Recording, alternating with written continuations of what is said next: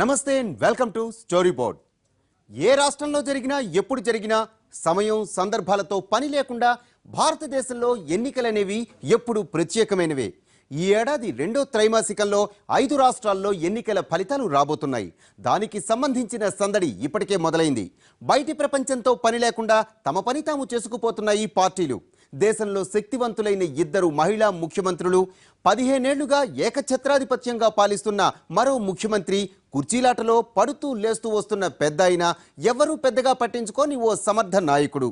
ఈ 5గురి భవితవ్యానికి count down మొదలైంది.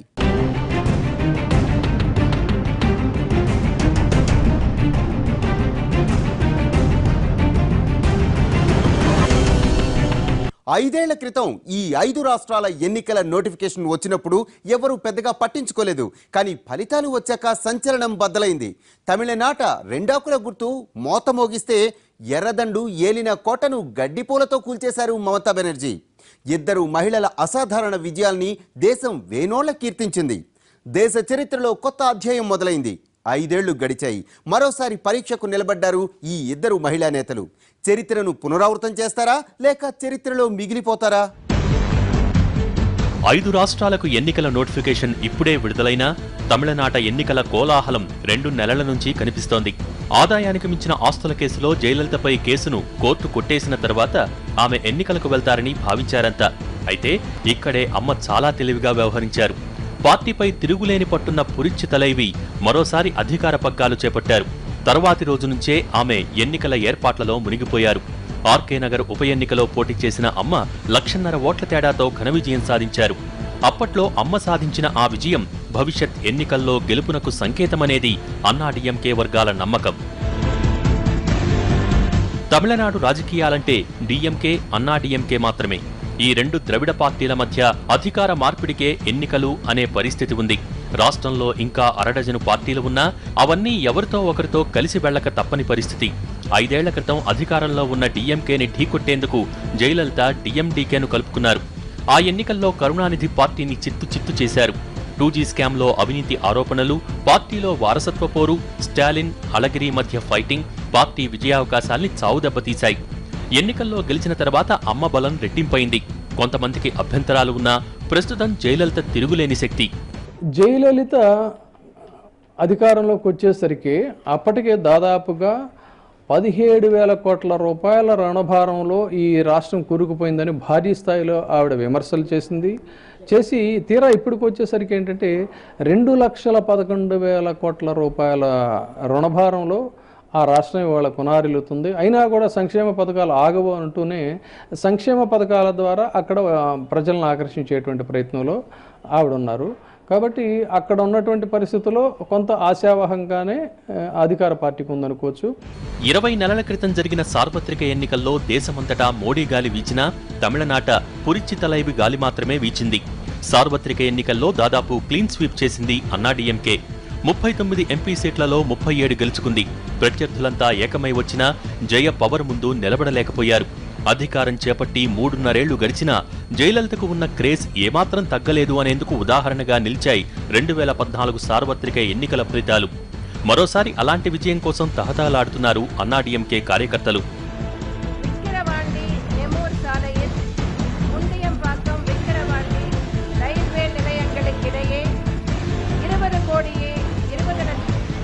రెండు 2011లో అధికారంలోకి వచ్చిన తర్వాత జయలలిత అమలు చేస్తున్న సంక్షేమ పథకాలు, అమ్మ క్యాంటీన్లు, అమ్మ నీరు, అమ్మ మొబైల్ ఫోన్లు, ఇలా ప్రతి పథకాన్ని తన పేరు మీదే అమలు చేస్తూ వచ్చారు జయలలిత. పార్టీలో ఆమె మాట శిలాశాసనం. అమ్మ దయ ఉంటేనే పదవులు. అమ్మకు ఆగ్రహం వచ్చిందా శంకరగిరి మాన్యాలు పట్టిపోవాల్సిందే. దేశంలో ఏ పార్టీలోనూ ఏ పార్టీ అధినేతకు లేనంత గ్రిప్ అన్నాడీఎంకేలో జయలలితకు ఉంది. ఈసారి ఎన్నికల కోసం ఆమె ఇప్పటికే అభ్యర్థుల జాబితాను కూడా సిద్ధం చేశారు. డీఎంకే ఇప్పుడు కాంగ్రెస్తో చేతులు కలుపుతోంది. కాంగ్రెస్ డీఎంకే కలిసి ఎదుర్కోవడం అనేది సాధ్యమా? అక్కడ మళ్ళీ భారతీయ జనతా పార్టీ లేదా కాంగ్రెస్ పార్టీ 2 జాతీయ పార్టీలు అయినప్పటికీ కూడా 2 ప్రాంతీయ పార్టీల మీద నలుగుతున్న జాతీయ పార్టీలు అవి. కాబట్టి వాడికి అక్కడ స్వయం పోషకత్వం, స్వయం ప్రకాశకత్వం ఏమీ లేదు. అక్కడ మళ్ళీ ఏదో ఒక పార్టీ మీద ఆధారపడి ఒక రకంగా చెప్పాలంటే పాపం ఆ భాష వాడకూడదు కానీ తోక పార్టీలుగా మనాల్సినటువంటి పరిస్థితి తమిళనాడులో ఉంది. డీఎంకే బలహీనంగా ఉండటం, కరుణానిధి అనారోగ్య సమస్యలు, కుమార్తె కేసుల్లో ఇరుక్కోవటం, పెద్ద కొడుకు అళగిరి పార్టీ మీద చేస్తున్న విమర్శలు, స్టాలిన్ దుందుడుకు స్వభావం ఇలాంటివన్నీ డీఎంకేకు మైనస్ పాయింట్లయితే అన్నా డీఎంకేకు ప్లస్ పాయింట్లు. ఎన్నికలకు ముందే డీఎంకే కాంగ్రెస్తో పొత్తు పెట్టుకున్నా ఈ కూటమికి జయలలిత ఇమేజ్ను ఎదుర్కొనే సత్తా ఉందా అనేది సందేహం. రాష్ట్రంలో మద్యపాన నిషేధ ఉద్యమం, చెన్నైలో వరదలు లాంటి సమస్యల్లో ప్రభుత్వ వైఫల్యాన్ని ఎండగట్టేందుకు కూడా ప్రతిపక్షాలు భయపడ్డాయంటే జయ పవర్ ఏ రేంజ్లో ఉందో అర్థం చేసుకోవచ్చు. ప్రతిపక్షాల అనైక్యత జయ బలాన్ని రెట్టింపు చేస్తోంది. పశ్చిమ బెంగాల్కి వచ్చే వరకు తృణమూల్ కాంగ్రెస్ అక్కడ ఒక ప్రజాస్వామిక రాజ్యాన్ని పాలిస్తోంది. అసలు ఏ ప్రతిపక్షాలను పై దాడులు చేయడం, బహిరంగంగానే మేము హత్యలు చేస్తాం, అత్యాచారాలు చేస్తాం అని చెప్పి ప్రకటనలు చేస్తున్న పార్లమెంట్ సభ్యులు, మంత్రులు ఉన్న రాష్ట్రం అది. అందువల్ల ఈ తృణమూల్ కాంగ్రెస్ అక్కడ బెంగాల్లో ప్రజాస్వామ్యం లేకుండా చేసింది. ఇది ఒక్కరనేది కాదు, బీజేపీ అదే మాట అంటోంది, కాంగ్రెస్ అదే మాట అంటోంది, సిపిఎం అదే మాట అంటోంది. అందువల్ల తృణమూల్ కాంగ్రెస్ అప్రజాస్వామిక రాజ్యాన్ని, ఓటింగ్ను కూడా మ్యానిపులేట్ చేస్తానికి ఉపయోగించుకునే అవకాశం కూడా ఉంది. 2011 పశ్చిమ బెంగాల్ అసెంబ్లీ ఎన్నికల్లో మమతా బెనర్జీ సాధించిన విజయం చూసి ప్రపంచమే షాక్కు గురైంది. ఇలా జరుగుతుందా అని గిల్లి చూసుకుంది. కమ్యూనిస్టుల కంచుకోటను బద్దలు కొట్టి రైటర్స్ బిల్డింగ్లో పాగా వేశారు మమతా బెనర్జీ. ఒక మహిళ ఒంటరిగా బయలుదేరి ఊడలు దిగిన మది చెట్టును కూల్చిన ఆ సందర్భాన్ని కథలుగా చెప్పుకున్నారు. ఎన్నికల్లో గెలిచిన తర్వాత దీదీ ఒక సాధారణ మహిళలా ముఖ్యమంత్రి కార్యాలయంలోకి వస్తుంటే ఆశ్చర్యపోయారు. తృణమూల్ పాలనలో పశ్చిమ బెంగాల్ పరిస్థితి మారిపోతుందని భావించారంతా. కానీ ఆశించిన స్థాయిలో డెలివర్ చేయటంలో మమత విఫలమైనట్టు కనిపిస్తోంది. మమతకు వామపక్షాల రూపంలో గట్టి పోటీ కనిపిస్తోంది. ఇప్పుడు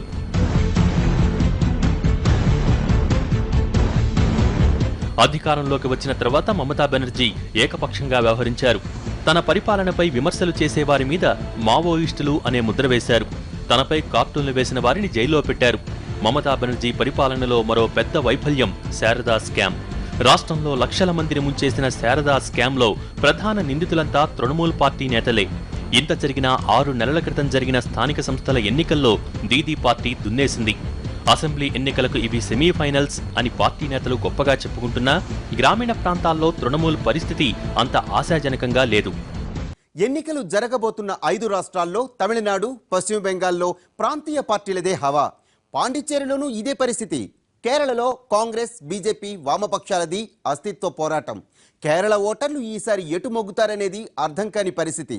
అసోంలో హ్యాట్రిక్ కొట్టిన కాంగ్రెస్ మరోసారి గెలుపు కోసం పోరాడుతుంటే ఇక్కడ హస్తం పార్టీని మట్టి కరిపించేందుకు బీజేపీ పటిష్టమైన వ్యూహంతో సిద్ధమవుతోంది. ఈ 2 రాష్ట్రాల్లో పరిస్థితి ఎలా ఉంది? ఢిల్లీకి చాలా దూరంగా ఉండటం, పెద్దగా పొలిటికల్ యాక్టివిటీ లేకపోవడంతో కేరళ రాజకీయ పరిణామాలపై విశ్లేషకులు పెద్దగా ఆసక్తి చూపించకపోయినా దేశంలో ఏ రాష్ట్రానికి తీసిపోనంత రాజకీయం ఇక్కడ జరుగుతోంది. కేరళలో రాజకీయ పరిణామాలు, సమీకరణలు ఊహించని విధంగా మారుతున్నాయి. యూపీ, బీహార్కు ఏమాత్రం తగ్గని స్థాయిలో కేరళలోనూ అవినీతి, అక్రమాలు, మత కలహాలు, పార్టీలో తిరుగుబాట్లు కామన్గా మారాయి. ప్రస్తుత ముఖ్యమంత్రి ఉమెన్ చాందీ కేబినెట్లో సగం మంది అవినీతి ఆరోపణలు ఎదుర్కొంటున్నవారే. ఒకరిద్దరు మంత్రి పదవుల్ని కోల్పోయారు. సోలార్ స్కామ్ చాందీ ప్రభుత్వ ప్రతిష్టను నడి బజారులో నిలబెట్టింది. కాంగ్రెస్ పార్టీ తీవ్రమైన ప్రభుత్వ వ్యతిరేకతను మూటగట్టుకుంది. ముఖ్యమంత్రితో సహా మంత్రులపైన కుంభకోణాలు, స్కాండల్స్ వచ్చాయి. అనేక రకాలైనటువంటి స్కాండల్స్, జైల్లోకి పోయినటువంటి పరిస్థితి కూడా ఉంది. అందువల్ల ఈ అవినీతితో కంపు కొట్టేటువంటి యూడీఎఫ్కు, కాంగ్రెస్కు వ్యతిరేకంగా ప్రజలు తీర్పు చెప్తే ఆ కాంగ్రెస్ వ్యతిరేక, ప్రభుత్వ వ్యతిరేక ఓటును చీల్చడానికి బీజేపీ ఉపయోగపడుతుందని కాంగ్రెస్ ఆశ. 2011 తర్వాత కాంగ్రెస్ నాయకత్వంలోని యూడీఎఫ్ కూటమి బొటాబొటీ మెజారిటీతో అధికారంలోకొచ్చింది. ప్రతిపక్షానికి, అధికార పక్షానికి 4 సీట్లే తేడా. యూడీఎఫ్ కూటమి అధికారంలో ఉన్నా పెత్తనమంతా కాంగ్రెస్దే. అసెంబ్లీలో మెజారిటీ లేకపోవడంతో చాందీకి పాలన మీద పట్టు లేకుండా పోయింది. మంత్రులు చెలరేగి అక్రమాలకు పాల్పడ్డారు. రాష్ట్రంలో యూడీఎఫ్ ప్రభుత్వం అవినీతిమయంగా మారిందని కాంగ్రెస్ నేతలు నేరుగా టీవీ ఛానళ్లలో కూర్చుని చర్చించే స్థాయికి దిగజారింది వ్యవహారం. లిక్కర్ స్కామ్లో దేశంలో ఎక్కడ ఎన్నికలు జరిగినా మేమున్నామంటూ వాలిపోతాయి జాతీయ పార్టీలు. ఉత్తరాది రాష్ట్రాల్లో ఈ 2 పార్టీలదే హవా. ఈసారి ఎన్నికలు జరుగుతున్న 5 రాష్ట్రాల్లో కాంగ్రెస్, బీజేపీల పాత్ర నామమాత్రం. పశ్చిమ బెంగాల్, తమిళనాడుల్లో ఆ పార్టీలది అస్తిత్వ పోరాటమే. పాండిచ్చేరిలో ఈ పార్టీల ఉనికి కూడా లేదు. కేరళ, అసోంలో జాతీయ పార్టీలు బరిలో ఉన్న ప్రాంతీయ పార్టీల మీద ఆధారపడక తప్పని పరిస్థితి. అయినప్పటికీ ఈసారి 5 రాష్ట్రాల ఎన్నికల్ని తేలిగ్గా వదలకూడదని భావిస్తున్నాయి జాతీయ పార్టీలు. సార్వత్రిక ఎన్నికలతో మొదలుపెట్టిన జైత్రయాత్రను ఏడాది పొడవునా కొనసాగించింది బీజేపీ. గత ఏడాది ప్రథమార్థంలో జరిగిన ఢిల్లీ అసెంబ్లీ ఎన్నికలు కమలనాథుల కథనోత్సాహానికి బ్రేక్ వేశాయి. ఆ తర్వాత బీహార్ ఎన్నికల్లో పార్టీ వైభవం కొడిగట్టింది. ఢిల్లీ ఎన్నికల్ని తేలిగ్గా తీసుకున్నా బీహార్లో పార్టీ పరాజయంపై మండిపడ్డారు బీజేపీ సీనియర్లు. ఓటమికి మోడీ, అమిత్ షా బాధ్యత వహించాలని బహిరంగంగానే డిమాండ్ చేశారు. సీనియర్ల తిరుగుబాటుతో మొదట ఆత్మరక్షణలో పడ్డ మోడీ వర్గం ఎదురుదాడితో ఎలాగోలా బయటపడింది. పార్టీలో మోడీ ప్రతిష్ట తగ్గుతూ ఉండటం, అమిత్ షాకు ఎదురుగాలి మొదలు కావడంతో 5 రాష్ట్రాల్లో సత్తా చూపించాలనే ఆలోచనలో ఉంది బీజేపీ నాయకత్వం. అందువల్ల ఈ రాష్ట్రాల అసెంబ్లీ ఎన్నికలే ప్రత్యక్షంగా దేశ రాజకీయాలను నిర్వచించవు. అయితే ఒకవేళ ఈ ఎన్నికల్లో గనక బీజేపీ ఆశించిన స్థాయిలో ఫలితాలు రాకపోతే, అంటే అస్సాంలో గెలవకపోతే, కేరళ, బెంగాల్లో తన ఓటింగ్ను మెరుగుపరుచుకుని కొన్ని విజయాలైనా సాధించలేకపోతే బీజేపీ వ్యతిరేక రాజకీయ శక్తులకు ఒక బలం మాత్రం, నైతిక బలం పెరుగుతుంది, రాజకీయ సమీకరణలు పెరుగుతాయి. బీహార్లో మహాగఠబంధన్తో బలపడిన ఢిల్లీలో ఆమ్ ఆద్మీ పార్టీ విజయంతో ప్రారంభమై బీహార్లో మహాగఠబంధన్ విజయంతో బలపడినటువంటి బీజేపీ ఏతర పక్షాల ఐక్యత మరింతగా పెరిగే అవకాశం మాత్రం ఖచ్చితంగా ఉంటుంది. 5 రాష్ట్రాల్లో ఎక్కడా బీజేపీ అధికారంలో లేదు. అధికారంలోకి వచ్చే అవకాశం కూడా లేదు. గట్టిగా పోరాడితే అసోంని గెలుచుకునే అవకాశం ఉంది. ఎంపీ సీట్ల పరంగా చూసుకుంటే తమిళనాడు, పశ్చిమ బెంగాల్, కేరళ కీలకమైనవి. ఈ 3 రాష్ట్రాల్లో బీజేపీ ఎన్ని సీట్లు గెలుచుకుంటుంది? గత ఎన్నికల కంటే పార్టీ పరిస్థితి మెరుగుపడుతుందా లేదా అనే కోణంలోనే పార్టీ నాయకత్వం ఆలోచిస్తోంది. 2014లో దేశాన్ని చుట్టేసిన మోడీ క్రేజ్తో కేంద్రంలో బాగా వేసిన కమలనాథులు ఇటీవలే ఆ మేఘాలు కరిగిపోతున్న దృశ్యాన్ని చూస్తున్నారు. మోడీ సర్కారుపై మతతత్వ ముద్ర వేసిన కాంగ్రెస్ లౌకిక శక్తులన్నీ ఏకతాటిపైకి రావాలని కోరుతోంది. No, the left is already a firm alliance, and it's a longest serving electoral alliance, not only electoral alliance, but people's unity is there. The left-minded people are together in Bengal, and we sought to expand it, and new forces will also join. And we have given call of a people's alliance, so naturally people are marching together to oust this government of Trinamool Congress, to get rid of this lawlessness and to retrieve the democratic space. వచ్చే ఏడాది ఇదే రోజుల్లో 5 రాష్ట్రాల assembly ఎన్నికలకు notification రానుంది. ఇందులో BJP dream project Uttar Pradesh కూడా ఉంది. యూపీని గెలుచుకోవడంతో పాటు గోవా, పంజాబ్ను నిలబెట్టుకోవాల్సిన బాధ్యత బీజేపీ నాయకత్వం మీద ఉంది. 5 రాష్ట్రాలు తప్ప ఈ ఏడాదిలో ఎక్కడా ఎన్నికలు లేవు.